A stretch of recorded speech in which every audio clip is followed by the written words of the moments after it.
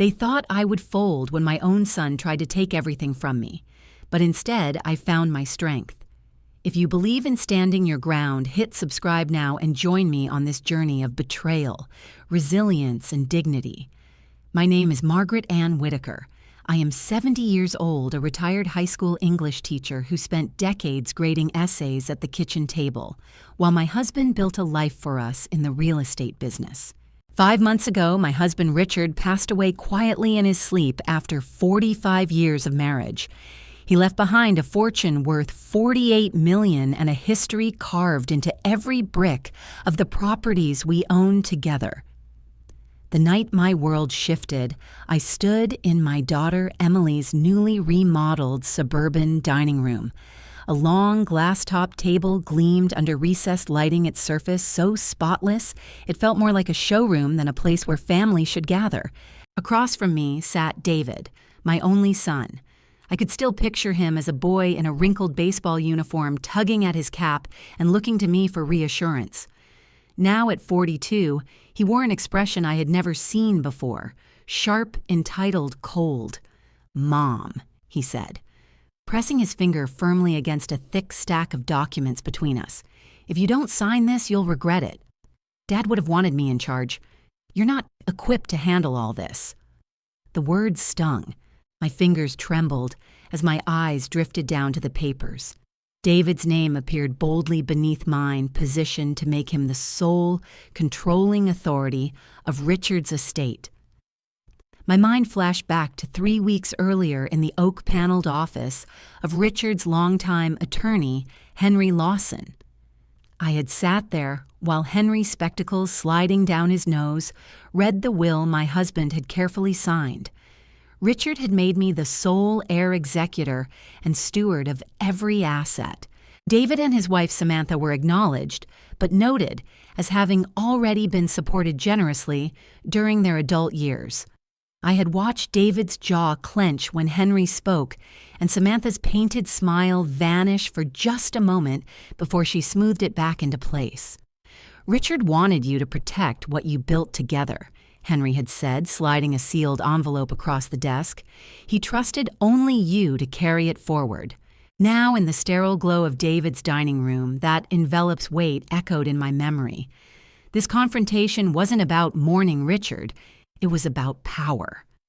"Sign it?" David urged, his voice a low command. "You'll still live comfortably, but I'll take care of the estate before you ruin it." I looked into his eyes, Richard's hazel color without his warmth. Samantha sat beside him, her manicured hands folded neatly. Her lips curved in a smile, as though we were discussing vacation plans instead of betrayal. "Think about it, Margaret," Samantha said, her voice dipped in honey but sharp beneath the sweetness. "You don't need the burden. Keep a few million live out your days in comfort. Let David handle the real work." I kept my tone even steady. "This isn't what your father wanted." David's jaw tightened, his voice curt. "This is what's fair." For a moment, silence weighed heavy between us. My mind drifted not to the wealth, not to the figures scrawled across contracts, but to the countless nights I spent grading essays at the kitchen table, while Richard pored over blueprints. To the years I packed David's lunches, ironed his shirts, and saved every dime so he could attend university. I thought of the towels I laundered, the meals I cooked, the sacrifices no ledger could tally. Now the boy I once carried through sleepless nights wanted to erase me from the very life I had helped build. David slid the pen toward me. "Sign it." I picked it up, feeling the cool weight in my fingers. Then, with a calmness that surprised even me, I set it back down, not to sign, but to push it across the gleaming table. No, just one word, yet it filled the entire room. Samantha's smile cracked. David's nostrils flared. "You're making a mistake." I rose slowly, smoothing the hem of my cardigan. "I've made mistakes before, David. This isn't one of them." That night, their retribution came swift. I returned to the apartment Richard and I had moved into during his illness, an apartment David conveniently owned through one of his holding companies. My key no longer turned the lock. A security guard stood watch as I gathered 2 suitcases from the back porch, the humiliation stinging sharper than the autumn wind. I drove through the night headlights cutting across empty country roads until I reached the sprawling estate Richard had bought decades earlier, nestled on the edge of Lake Michigan. As dawn stretched pale light across the water, I unlocked the front door with the brass key Richard had pressed into my palm years ago. "This place will always be yours, Margaret," he had said. What I didn't know then was that the following morning, David would storm up the long gravel driveway, demanding entry, believing he could strip me of what was mine. And he would freeze when he saw who stood beside me. But that part of the story comes later. If you believe in standing your ground when family tests your worth, click like, subscribe, and turn on the bell. Sometimes the quietest no is the loudest word you'll ever say. I was 25 the summer I met Richard Whitaker. Back then, the small-town library was my world. I shelved books, filed records, and memorized poetry by heart. Richard was a young builder with sawdust on his shoulders and a smile bright enough to cut through even the gloomiest day. I remember the first time I saw him standing in the half-finished library, annex sleeves rolled up sawdust clinging to his hair. A battered thermos was hooked in one hand and a streak of chalky plaster cut across his jaw, as though it had always belonged there. He had this way of holding your gaze calm, steady, as if he was weighing the truth in every word you spoke. We ended up sharing instant coffee from the staff lounge's vending machine. By the third conversation, he was talking about his dream, not just to build houses, but to craft homes that carried a soul, to start a company that would outlast him. I had listened to plenty of men talk big, but there was something different about Richard. His voice didn't sound like boasting. It sounded like a plan he already carried in his bones. Our courtship wasn't candlelit dinners or weekend getaways. It was lunches on job sites, the air thick with sawdust and varnish. I would perch on a stack of lumber while he unwrapped sandwiches from wax paper. Sometimes he'd pull a crisp apple from his jacket pocket, slice it with his pocket knife, and press the larger half into my hand. Fuel for the bookkeeper, he'd grin as though balancing ledgers and organizing invoices were just as important as raising walls. By the time we married, Richard had scraped together enough to buy a neglected 2-story property near the lake. We christened it together, he with a hammer in hand, me with a clipboard full of figures and a hand-painted signboard to hang above the door. He built the frames. I balanced the books. That was our pact. Then came David. I was 28, Richard 33. Motherhood hadn't been something I mapped out on paper, but when I held that baby boy in my arms, everything else blurred. Richard was often on site from dawn to dusk, and I became the steady anchor. Diapers, midnight, rocking school, drop-offs, science projects on the kitchen counter. I carried it all while still keeping payroll afloat and suppliers satisfied. For a while, I tried to hold on to a few bookkeeping clients of my own. But one winter, when Richard took a risky expansion job hours away, David caught a bad case of bronchitis. I remember the antiseptic smell of the hospital room fluorescent lights flickering overhead as I realized I couldn't keep straddling both worlds. I let the clients go and poured myself fully into home and Whitaker properties. It wasn't just paperwork. I fielded urgent calls when Richard was out of reach, managed payroll when cash flow was thin, even drove across town to hand checks to workers' wives. I learned the pulse of construction so well I could tell from the weather whether crews would make their deadlines. On my 30th birthday, Richard placed a small velvet box beside my plate at breakfast. Inside lay a silver hair clip engraved with the date we opened our first property. "To keep your hair out of your eyes when you're working," he said, but I knew it meant more.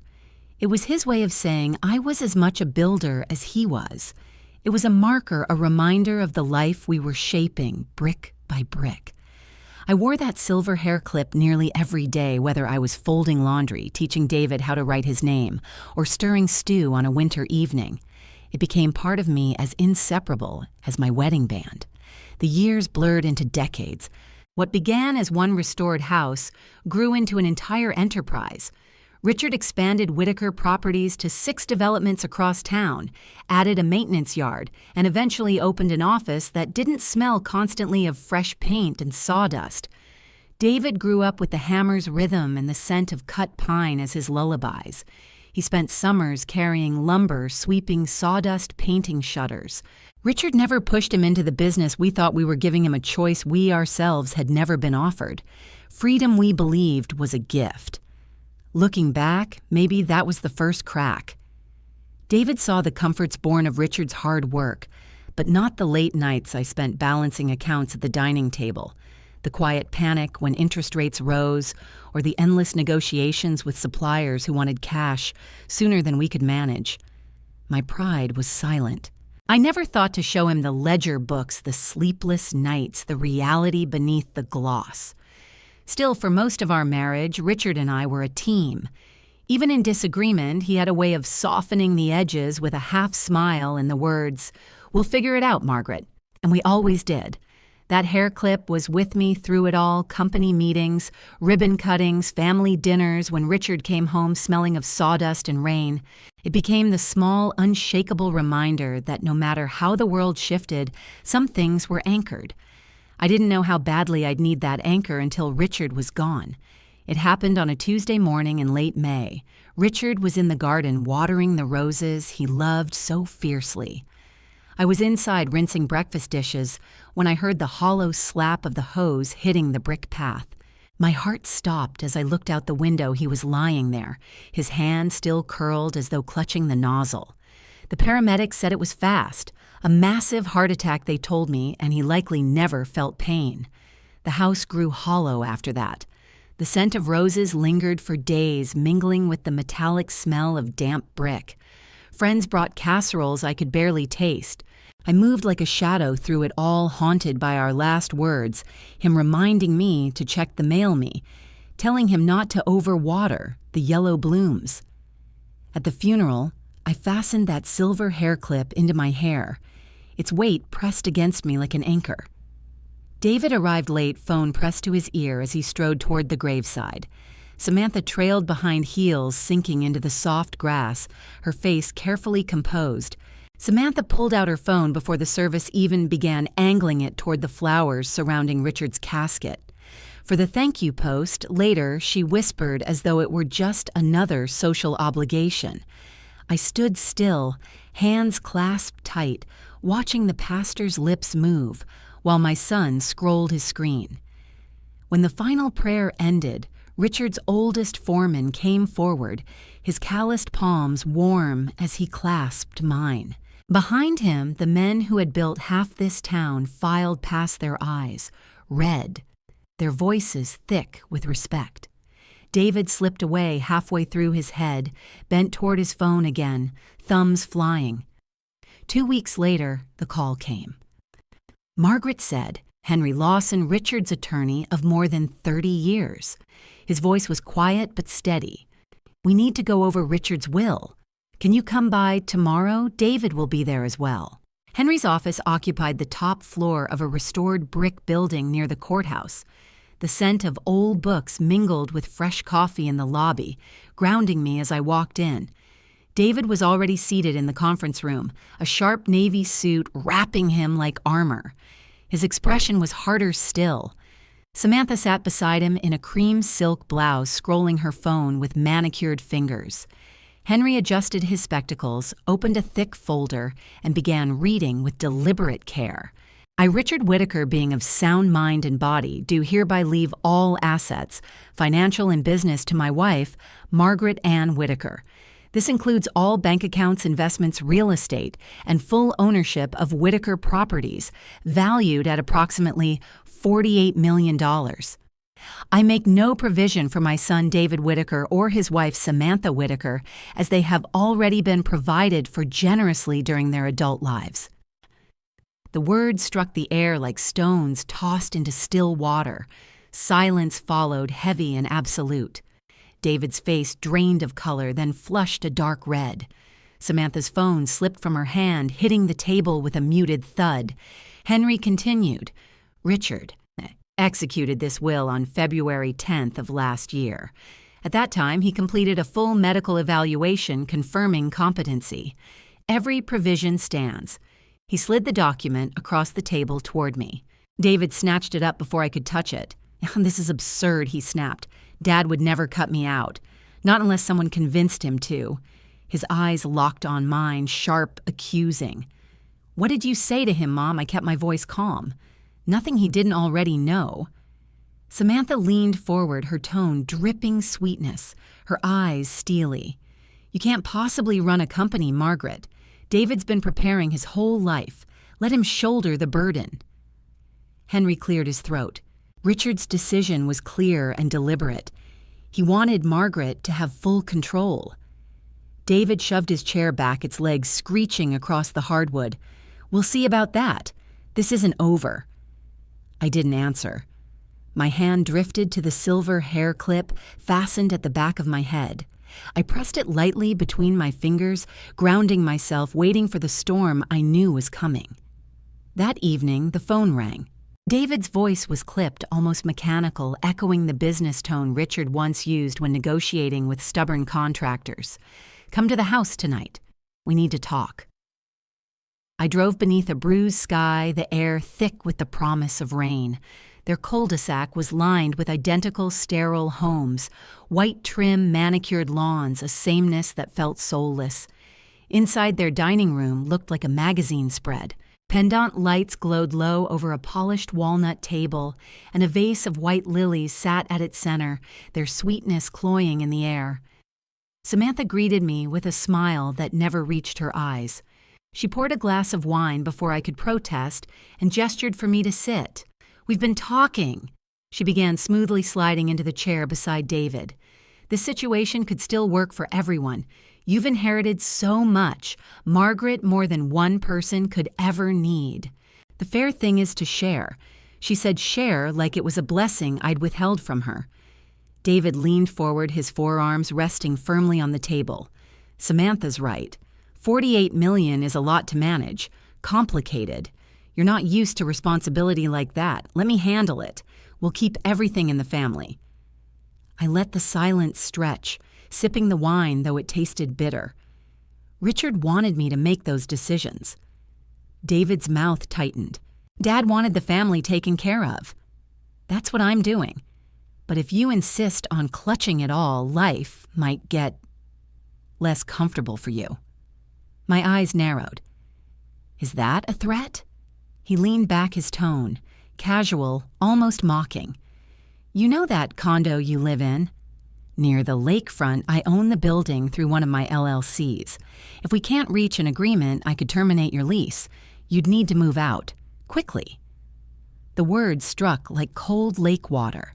For a moment, it felt as if the ground had tilted the same dizzying sway I once felt on Richard's unfinished decks.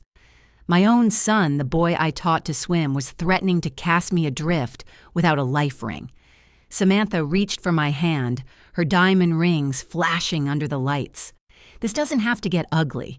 Sign over control, keep a few million for yourself, live without the stress.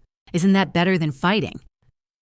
I looked down at her manicured fingers resting lightly on mine, as though she were offering comfort instead of snapping shut a trap. Memories surged nights nursing David through fevers. The lunches, I packed the shirts I mended for his interviews, all of it shrank to a pinprick under the weight of his cold calculation. I set my glass down and rose, smoothing the front of my cardigan. "Thank you for dinner, I'll see myself out." David's voice followed me out the door. "Think about it, Mom. This is your last chance to make the right decision." Outside, the rain had broken loose, steady and unrelenting. I walked to my car, but instead of turning the key, I sat still for a long minute, listening to the drumming on the roof. My hands trembled not from fear, but from the sharp, undeniable knowledge that the line had been crossed. Back at the condo, the motion light flicked on as I opened the door. I went straight to the bedroom closet and pulled out 2 suitcases. Into them went the essentials clothes toiletries and the leather folder where I kept important documents. From the top shelf, I reached for the small cedar box Richard had carved for me decades ago. Inside were the letters he'd written across the years, tied together with fraying twine. I slipped the box carefully into my bag. When I zipped the last suitcase, I paused to look around the room one more time. The oak dresser we'd bought secondhand when money was tight, the framed photographs from summer picnics, the curtains I'd sewn myself, it all felt like it belonged to another woman's life. I wheeled the suitcases to the door, grabbed my raincoat, and stepped outside. The hallway smelled of wet concrete. I locked the door behind me, not because I expected to return, but because leaving it open felt too much like surrender. By the time I reached the parking lot, the rain had soaked through my coat. I loaded the suitcases into the trunk and set the cedar box gently on the passenger seat. Sliding into the driver's side, I caught my reflection in the window. Hair damp, face set, eyes steady. I started the engine, the wipers cutting a rhythm against the storm. Somewhere beyond the curtain of rain lay Richard's lakefront estate, the place he had once promised would always be mine. Tonight it would be my harbor. The drive north took just over an hour, the highway nearly empty in the late hour. The rain softened to a mist as I neared the shoreline, and when I turned down the narrow road that curved toward the house, the familiar scent of pine and fresh water washed over me. My headlights swept across the weathered porch and cedar siding darkened by damp. I unlocked the front door, the key sliding easily into place just as it had the day Richard pressed it into my palm. The hinges groaned in the same spot, a sound that felt almost like welcome. Inside, the air carried the faint perfume of pine wood and the ghost of Richard's cologne, sandalwood, and cedar. His raincoat still hung by the door cuff stiff from the last storm he'd weathered. I set the suitcases inside, but I did not unpack. Not yet. The lake's low rumble pressed through the walls, steady and deep, grounding me. I walked slowly through the rooms, my fingertips trailing across surfaces, as though greeting old friends. The living room rug still rippled faintly where Richard once spilled coffee, laughing at his own clumsiness. On the mantel, the old brass clock ticked, keeping time, as if nothing had changed. In the kitchen, I flicked on the small light above the stove. Its warm glow softened everything, the scuffed cabinets. Richard built himself the pale ceramic jars, labeled in my careful handwriting, the chipped counter edge, where he leaned during late-night conversations. I opened the narrow drawer near the refrigerator, the one he always used for odds and ends rubber bands, spare keys, a pocket knife. Beneath a folded linen napkin rested a small envelope with my name on it, written in Richard's unmistakable hand. My breath caught. The paper was thick, the ink slightly smudged at the curves of the letters. I carried it to the kitchen table, pulling out a chair that scraped lightly against the worn floor. Inside was a single sheet of stationery. The words were simple, yet they held the weight of an anchor. Keep it and use it as you see fit. No explanations needed. I trust you. The handwriting sloped just slightly as though written quickly, but nothing about it felt rushed. Richard had never been one for long speeches, but when he spoke or wrote his words, rooted themselves deep. My throat tightened. I set the letter gently beside me and reached into my pocket for the silver hair clip. The metal was cool in my palm, still gleaming, save for a tiny scratch on the clasp. He'd given it to me on my 30th birthday, saying it reminded him of moonlight on water. I hadn't worn it in years, yet now in this house, holding it felt like rediscovering the anchor I hadn't realized I'd been searching for. I leaned back in the chair, listening to the steady rhythm of the refrigerator humming in counterpoint with the lake's heartbeat beyond the windows.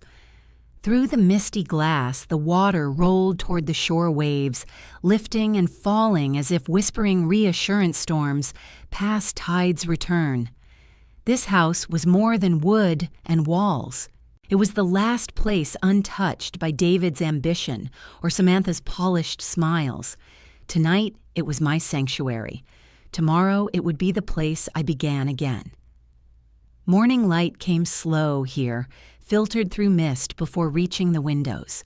I was still in my robe when I heard tires crunching over gravel and the murmur of voices. Opening the front door, I saw Henry Lawson Richards' attorney standing with his leather briefcase. Beside him was a woman in a tailored navy coat, her dark hair pinned neatly back.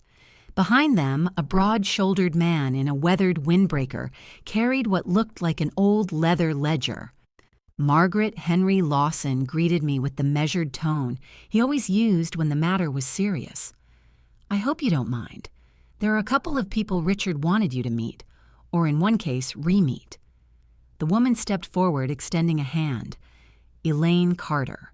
I've handled your husband's financial affairs for the past 15 years. Her grip was firm, steady, the kind of confidence built on years of navigating numbers and people alike. The man nodded next. "Thomas Green. I was site foreman at Whitaker Properties. Worked with Richard since his first renovation project." His voice carried the calm cadence of someone who had spent a lifetime around hammers, bricks, and crews. I ushered them inside, the smell of coffee still clinging to the air. We sat around the kitchen table, the same one where Richard and I had made so many decisions, both big and small. Elaine slid a thick leather folder toward me. "These are the complete portfolios," she explained. "Real estate investments, company holdings." Richard was meticulous. Everything was kept either in your name or in the trust, separate from any potential outside claims. I traced the folder's edge before opening it. Inside tabs were arranged with neat precision properties I had nearly forgotten, accounts that had grown steadily over decades, company shares carefully balanced. There were no hidden debts, no messy entanglements, just the kind of structure Richard had always believed in. Thomas set the old ledger on the table. Its cover was scuffed from years on construction sites, the corners softened by use. "He told me to bring this to you when the time came." Thomas said, "It's not payroll or invoices. It's his notes." The pages smelled faintly of sawdust. Richard's handwriting filled them. Building schedules, repair logs, sketches of new developments, then further in words that made my chest tighten. June 12, 2019. David asked again about selling the lakefront property to that development group. Told him no. The water and the land are our lifeline, not bargaining chips. Margaret understands that. She sees this for what it is, work legacy community. That's why it should be hers when I'm gone. I blinked, the words swimming for a moment. Richard hadn't said much about that meeting back then, only that David had ideas. But here in his own hand, the truth was laid bare. Another entry dated August 4th, 2021. If Henry is reading this, it means I'm not here. Make sure Margaret knows she has the final say. She has weathered storms I can't even name. That's why she'll protect what matters. I closed the book, carefully resting my hand on the worn cover. For the first time since the funeral, the hollow grief gave way to something solid. It was the shape of truth. Richard had chosen me, not out of habit, not out of obligation, but out of trust. Henry leaned back slightly, his eyes watchful. "Richard didn't keep many people close," Margaret Henry said quietly. "But the ones he did, you're looking at them." Elaine offered a faint, reassuring smile. "We're here. For you. Not because it's a job, but because Richard made it clear you were the one to carry this forward." It struck me then this was my team now, not family by blood, but by choice. People who knew Richard's principles, who respected what we had built together. People who weren't here to take, but to stand beside me. I poured more coffee, my hands steadier than they had been in weeks. Outside, the lake tide was coming in water, nudging softly against the break wall. Inside, something shifted in me, like the keel of a boat finding balance after being rocked by a sudden wave. Whatever came next, I wouldn't face it alone. The text came just after dinner. The kitchen was quiet except for the hum of the refrigerator when my phone lit up with David's name. "Tomorrow, 9 a.m. I'm coming to get Dad's things. Don't make this difficult." I read it twice, my thumb hovering over the screen. There was no greeting, no question. Not even a please. Just an order, as if he were dispatching someone to collect a parcel. Henry was still at the table reviewing documents with Elaine. I slid the phone toward him. His eyes narrowed as he read. "Let him come," Henry said after a beat, his voice low and steady. "We'll be ready." I searched his face. "Henry, I'm not looking for a war." He shook his head firmly. This isn't a war, Margaret. It's a line in the sand. David doesn't get to decide what's his just by declaring it. You have the will, the trust, the title, and the law on your side. But you also have something stronger. He knows you're not afraid to stand alone. I wanted to believe him. Still, my stomach tightened the same way it had years ago on David's first day of kindergarten, watching him cry at the classroom door. Back then, I wanted to scoop him up, shield him, make the world gentle for him. Now he was the one bringing the storm to my doorstep. After Henry and Elaine left, I walked slowly through the house. Richard's raincoat still hung by the door, his boots lying neatly beneath. On the mantel, the silver hair clip he'd given me on my 30th birthday rested in a glass dish, catching the lamplight. That little piece of metal had followed me through every move, every season. Without thinking, I slipped it into my pocket. The storm was only beginning, and if you want to see how I face my own son at the estate, Gates make sure to hit subscribe, turn on the bell, and join me for the next chapter of this fight for dignity. Upstairs, I opened the cedar chest at the foot of the bed.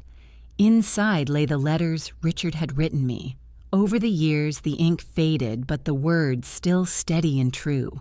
I placed them gently in the wooden box I'd brought from the condo, along with the framed photo from our 25th anniversary. Richard grinning sawdust still on his shirt, my hair pinned back with the silver clip he'd given me. If David intended to come for his father's things, he wouldn't find them scattered about like prizes to claim. Sleep didn't come easily. Instead, I sat at the kitchen table with a cup of chamomile tea pen in hand, making a quiet list. Henry had arranged for a notary to arrive in the morning along with Thomas Green. Elaine Carter would return 2 armed with every document Richard had placed in her care. It wasn't about turning the house into a fortress. It was about making it clear that this wasn't an empty property for David to stroll into. This was my home now. Sometime after midnight, rain began tapping against the windows, gentle at first, then steady.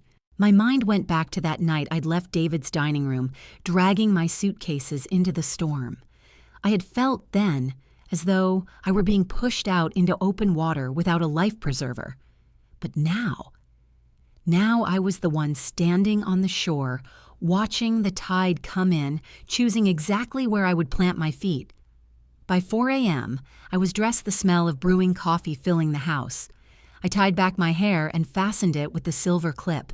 My reflection in the window surprised me, lines of age, yes, but eyes steady, calmer than I expected. The clock's steady tick carried me toward morning. I knew the knock would come, and when it did, I would answer, not as a woman waiting to be dispossessed, but as the keeper of what Richard had entrusted to me. I wasn't looking for a fight, but I was finished being told to stand aside. Just after sunrise, a knock sounded at the back door. It was gentle, familiar. I opened it to find Eleanor Briggs wrapped in a wool shawl, her silver hair tucked neatly under a rain hat. Once a respected judge for 3 decades before retiring along this stretch of Lake Michigan, she carried the kind of presence that made silence feel like a verdict. She stepped inside without asking, setting a basket of warm scones on the counter. "I heard what's happening," she said, her gaze steady. "If it comes to it, I'll be your witness." Her hug was firm grounding, the kind that told you someone had already chosen to stand beside you. I hadn't realized how much I needed that until my chest loosened with relief. "Thank you," I whispered, meaning it more than she could know. A few minutes later, the sound of tires on gravel announced Elaine's arrival. Elaine arrived first, laptop bag slung over her shoulder. She moved with crisp efficiency straight to the dining table, setting up her computer and a small portable printer. "I've downloaded every relevant file," she said, fingers already flying over the keyboard. "Bank statements, trust documents, the updated property title, everything time-stamped and notarized." Thomas followed close behind, carrying a heavy binder. I made hard copies of Richard's site logs and personal journals, he explained, laying the binder flat on the table. He flipped to a flagged section and tapped the page. Here's where Richard wrote about David's repeated pushes to sell off the lakefront. And here, his finger paused on Richard's neat handwriting, is where he states clearly that the estate stays in the family, but under your name only. Henry was the last to arrive, his coat damp from the morning fog. He placed his briefcase on the table and drew out a folder. Security's on standby, 2 men from the firm are posted at the gate, and I've scheduled camera installation this afternoon. Whatever they try, we'll have a clear record of events. The house seemed to hum with a new kind of energy, as if each arrival added another layer of strength, another reason to stand firm. While they settled into their work, I slipped into the living room. The broad window framed the lake shrouded in a misty gray light. Outside, the tide pressed forward, unhurried and relentless, the white crests folding against the rocks. My hand rested on the cool window frame, and a memory surfaced Richard the day we signed the deed to this house, pressing the keys into my palm. "This is yours as much as mine," he had said. "If I'm ever gone, I want you here, safe." Back then, the keys had felt like love. Now they felt like a charge I was bound to honor. I lingered there, letting the rhythm of the waves ground me. Today would not be easy. But the people in this house and the careful trail of documents Richard had left behind were more than just a shield. They were proof that I wasn't facing this storm alone. Behind me, the murmur of voices, the shuffle of papers, and the tap of keys became the steady soundtrack of preparation.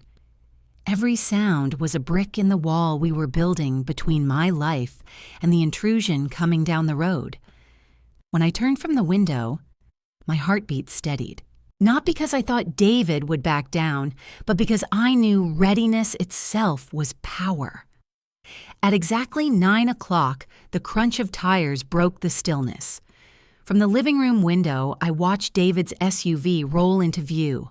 Samantha sat in the passenger seat, sunglasses on. Despite the cloudy morning, her chin lifted like she already owned the place. They didn't glance at the house itself until the SUV engine cut off. When the doors slammed shut and they finally stepped inside, their expressions shifted. They had expected to find me alone, perhaps anxious, perhaps pleading. Instead, they found Henry seated at the dining table, a neat stack of documents before him. Elaine had her laptop open printer humming softly at her side. Thomas sat with Richard's old ledger resting on his knee, his posture steady. And Eleanor reclined in the armchair near the window, her shawl folded neatly across her lap, every inch the judge she had once been, unhurried, immovable. David's voice was clipped. "We're here for Dad's personal effects." Henry didn't rise, but his gaze was steady.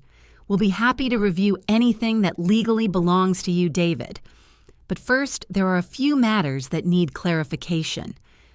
Samantha crossed her arms, her eyes flicking toward me. "We don't have time for games." Elaine turned the laptop toward them, the glow of the screen catching in her glasses. "This isn't a game. These are the records of every financial transfer over the last 4 years, where company funds were redirected into accounts controlled by you, David.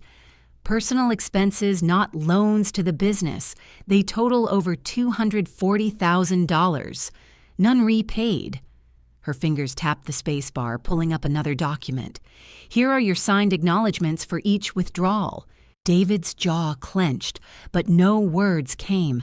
Samantha shifted beside him, the first flicker of unease breaking through her polished expression. Thomas stood, opening the ledger. His voice carried the even cadence of someone used to speaking over wind and hammer strikes. Richard kept notes after every meeting. Here's one dated June 12, 2019. He read aloud Richard's words, refusing David's proposal to sell the lakefront land to developers, affirming that the estate would remain in the family, entrusted solely to me. David's hand curled into a fist. That's his handwriting, not his voice. And you've all twisted it. I stepped forward, my tone calm, unshaken. "You're worried about losing face, David. I'm worried about losing myself." The room stilled. I hadn't planned the words, but they fell with the weight of truth. His eyes flickered just for a heartbeat, as though he heard me before deciding not to. "I am your mother." I continued steady. For decades, I have protected this family quietly, without asking for recognition, without demanding thanks. But this, I gestured to the papers, the ledger, the people seated here. This is not about pride. This is about facts, legal, documented facts. Henry slid a manila envelope across the table. Copies for your records. Should you wish to contest, we'll be prepared to respond in court, but I advise against it. Samantha opened her mouth to speak, but Eleanor's voice cut in, calm and unyielding. I've presided over enough hearings to know when a case is airtight. If you push this, you'll lose more than you came for. David's gaze swept the room again, pausing on each face. I could see the calculation flicker behind his eyes, the quick math of pride weighed against probability. He took the envelope Henry slid across the table but didn't open it. I thought you'd at least try to work with us, he said finally. I am working with you. I replied, my voice even.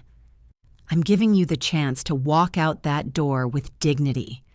What you do with that is up to you. No shouting, no name-calling, just the truth laid out as undeniable as the tide breaking against the lake shore outside. He turned sharply, then Samantha falling into step behind him, the door shutting harder than necessary. The low rumble of their SUV faded down the drive, and only then did I exhale. I hadn't won a battle. I had simply refused to surrender myself, and that I realized was the victory I'd been reaching for all along. But just as his hand touched the knob before the door closed fully, I spoke. My voice was low, but it carried. There's something you don't know, David. He froze, shoulders stiff, though he didn't turn. Samantha glanced back at me, suspicion tightening her face. I steadied myself on the back of a chair. Richard didn't always plan to leave the company to me. For years, his intention was to pass it on to you. He believed it would be your legacy. He often said how proud he'd be to see you carry forward what he started. That made David turn. His expression was guarded, but I caught a flicker, hope, confusion, maybe both. Then why didn't he? I drew a long, steady breath. Because one afternoon, Richard walked into the office and overheard you. You were meeting with a developer discussing not just selling a parcel, but everything. The docks, the warehouses, the storage yard, even the fueling station. That sale would have gutted this community. Dozens of families would have lost their livelihoods. For the first time, David's face faltered calculation, giving way to something less certain. That was just a conversation, he said quickly. Nothing was decided. It was enough, I replied softly. Richard believed in keeping this land alive because it kept the people here alive. When he realized you didn't see it that way, he changed the will. Quietly. Without telling you. Without telling anyone but me. Silence spread through the room, heavy and absolute. Even Samantha stayed still, her arms falling to her sides. David's gaze dropped, then lifted again, sharper now, as if he wanted to argue but couldn't find the words. I didn't push. I didn't raise my voice. I simply let the truth sit between us, solid, immovable, the way Richard had left it. You think this is about money? I said finally. My voice was low, steady. It isn't. It's about responsibility. Richard entrusted me with something bigger than either of us because he knew I wouldn't sell it off for quick gain. He knew I'd protect the people who depend on it. David's jaw tightened. For a fleeting second, I thought he might admit he understood. But the moment slipped away. Without another word, he pulled open the door. Cold morning air swept in, carrying the sharp scent of lake water. He stepped out, Samantha following close behind their footsteps, crunching over the gravel path. I stood there until the sound of the SUV faded, my hand resting lightly against the door frame. I hadn't convinced him, but I hadn't needed to. The truth was no longer buried, and I had spoken it aloud not to win him back, but to remind myself why I was standing my ground. When I closed the door, the house felt quieter, but not empty. It felt like a place where Richard's voice could still be heard in the stillness, and for the moment, that was enough. Then came the silence. No calls, no texts. not even one of David's clipped one-line emails. He had gone completely dark, as though cutting the cord could erase nearly half a century of life between us. I had given birth to him, sat up nights with fevers and heartbreak, walked him through rejections and triumphs. Now all I had was a blank space where my son used to be. The silence might have been bearable if not for the whispers. One morning at the cafe near the marina, I overheard two women from the Chamber of Commerce leaning close at the next table. They hadn't noticed me at first, but their words carried. "She's clinging to the company for power," one said. "I heard she forced her own son out," the other whispered. Later that day, Thomas stopped by the estate. He shut the door behind him, his expression heavy. "Samantha's been making the rounds," he said. "She's not naming you directly, but she's hinting the harbor's in trouble, that you're unstable." The word hit like a stone in my chest. I had spent decades building a reputation for steady hands and careful decisions. And now, with a few whispered insinuations, Samantha was trying to unravel it. I stood at the kitchen counter, my fingers gripping the edge, until my knuckles whitened. I could have confronted her in public, called her a liar in the very meetings she attended. But what would that serve? It would drag me into the very spectacle she craved. And I would not step into her ring. That night, I sat at the vanity in the bedroom Richard and I once shared. The silver hair clip he had given me on my 30th birthday rested in its velvet-lined box. I lifted it out, feeling its familiar weight in my hand. It had always been more than an ornament. It was a small piece of armor, a reminder of who I was, before anyone else tried to tell me otherwise. As I slid the silver hair clip into place, catching the lamplight on its smooth edge, I realized I was performing a ritual. Every time I stepped outside, whether to walk the harbor, attend a council meeting, or pick up groceries, I wore it. Not for them, for me. To anchor myself. In the quiet of that room, I spoke aloud just once. "Forgiving doesn't mean I let you do it again." The words were for David, for Samantha, and maybe for myself.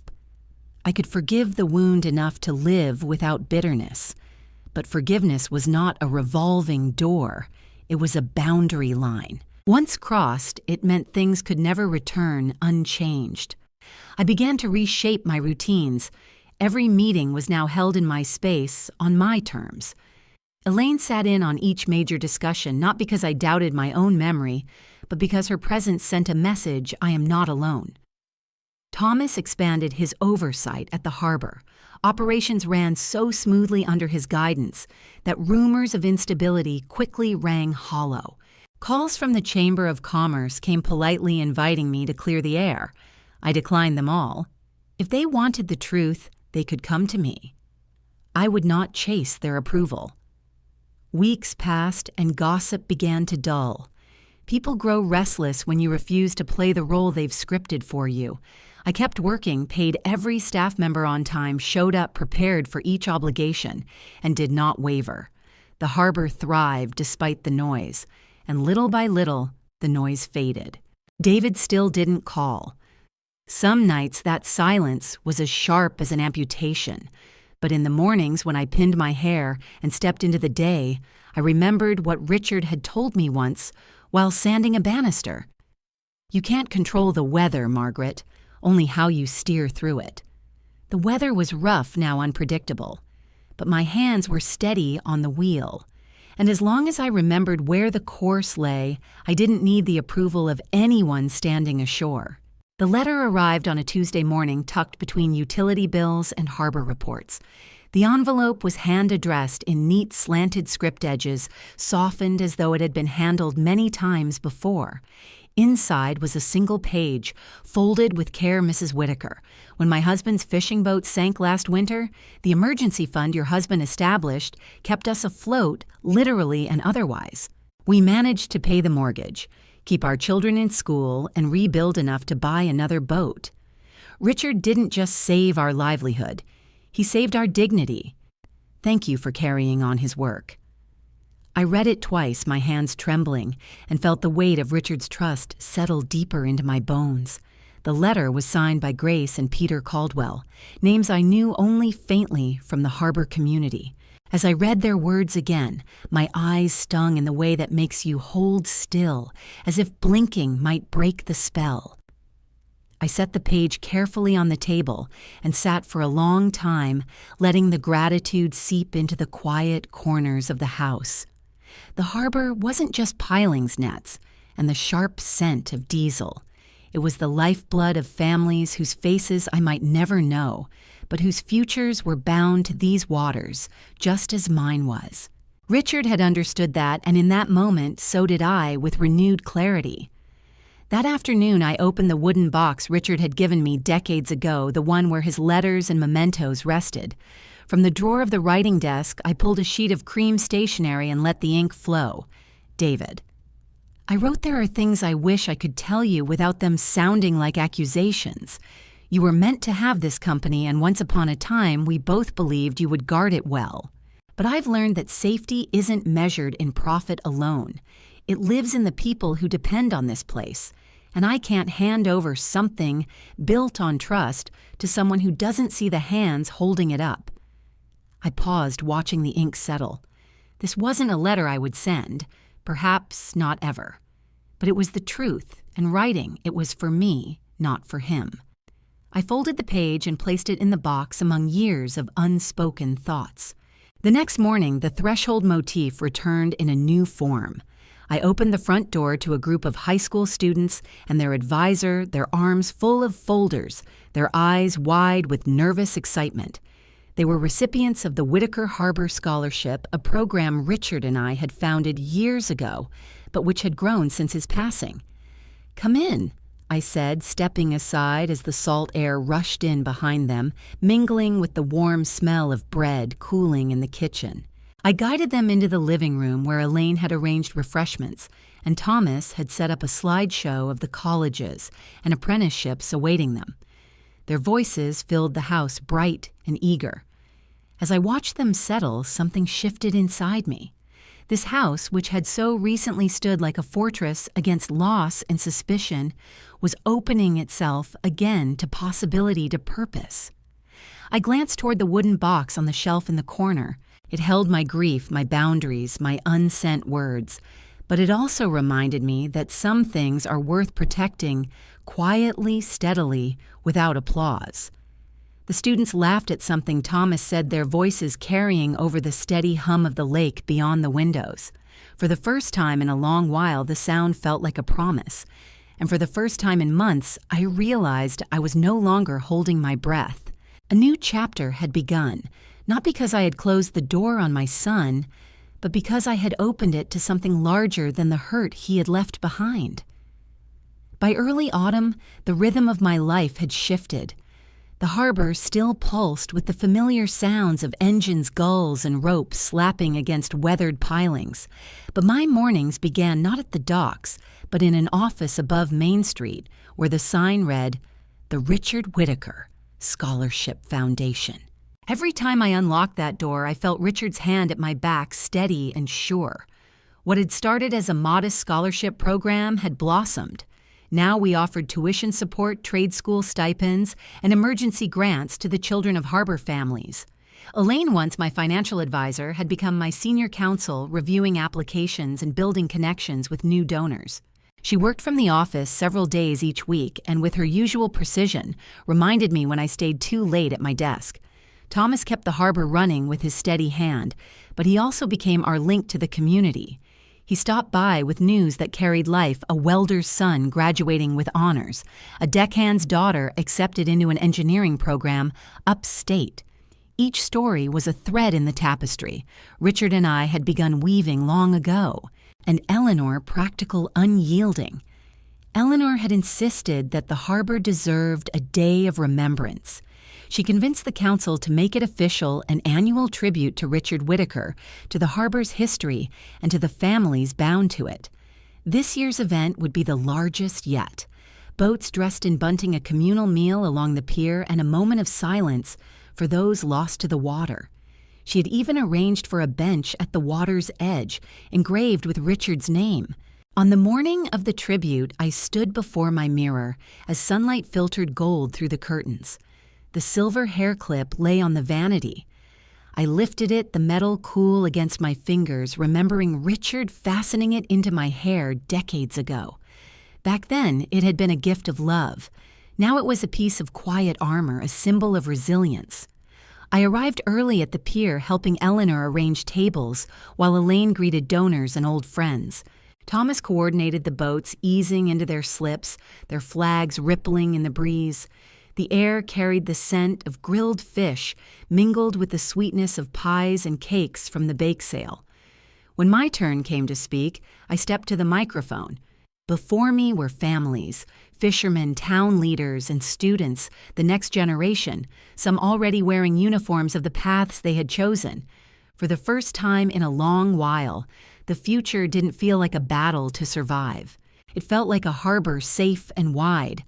I told them about Richard's belief in hard work and fairness, and in protecting the harbor not just for profit, but for the people who gave it life. I didn't speak of the battles of the past year. This day wasn't about division, it was about what endured. After the speeches, we walked to the new bench at the pier's edge. The plaque read, "In memory of Richard Whitaker, builder, husband, friend. He kept the harbor safe." I sat for a moment, the silver hair clip in my hair, catching the sun, listening to the waves and the distant cries of gulls. The sound was both present and eternal, like Richard himself. In that moment, I knew his legacy wasn't just in the foundation or the harbor or even the bench. It was in the way we continued quietly, steadily together.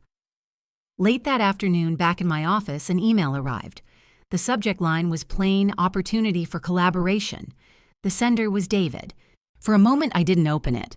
My hands rested on the desk fingers, tracing the wood grain. The blinking cursor beside the unopened message felt like a quiet metronome. 6 months of silence had passed since he walked out of my house without looking back. In that time, I had learned to live without his voice on the phone or his name in my inbox. Still, curiosity tugged at me. I clicked. The message was longer than I expected, written in clipped but polite language. He explained he had started a new investment venture, a series of waterfront developments in nearby towns. Attached was a sleek proposal, complete with projections and renderings. He suggested we collaborate, given my unique access to harbor resources and the mutual benefits it might bring. At the end, a single line stood out. "I believe this could be a chance for us to work together again." I read it twice, not because I was tempted, but because I wanted to be sure of the tone. It was businesslike, yes, but beneath it lingered a faint assumption that I might be flattered, relieved, even eager to repair the bridge he had burned. I leaned back in my chair, the hum of gulls and the clang of rigging outside grounding me. This was my world now, steady, anchored, mine. There was a time I might have overthought my reply, softened the edges, left the door cracked for hope. But I'd learned boundaries aren't ornamental. They hold. I opened a new message, fingers moving with unexpected certainty. "David, thank you for thinking of me.